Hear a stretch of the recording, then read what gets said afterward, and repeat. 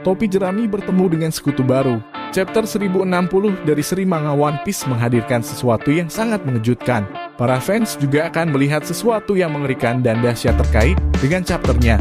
Chapter 1060 sendiri menghadirkan kelanjutan cerita dari apa yang terjadi di chapter sebelumnya, di mana salah satu momen yang menarik berfokus pada sosok Sabo dan pasukan revolusi. Cerita di One Piece Chapter 1060 sendiri dimulai dengan memperlihatkan kru topi jerami yang berada di kapal Thousand Sunny. Nampak dua Sea Kings berada di sekitar mereka. Luffy nampak kesal dengan kabar bahwa Sabo membunuh Raja Nefertari Cobra. Dia yakin bahwa bukan Sabo pembunuhnya. Di sisi lain, para kru topi jerami lain pun setuju dengan hal tersebut. Mereka pun khawatir dengan nasib Vivi yang masih menjadi misterius.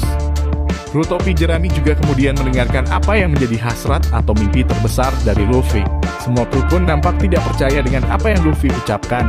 Sanji dan Franky pun tertawa mendengarkan hal tersebut.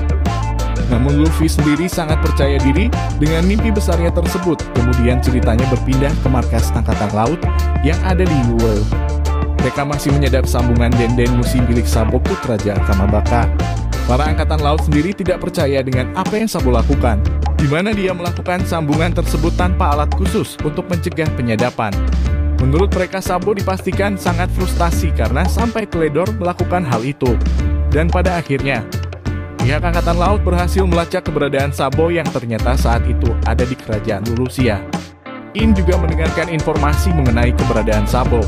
Apalagi setelah Angkatan Laut menyebut nama Lulusia, terdapat fakta menarik yang muncul bahwa kerajaan tersebut merupakan salah satu dari kerajaan lain yang memberontak. Karena hal itu, menurut mereka wajar jika Sabo kemudian bersembunyi di Lulusia. Sambungan Denden Mushi Sabo dengan pasukan revolusi pun terputus.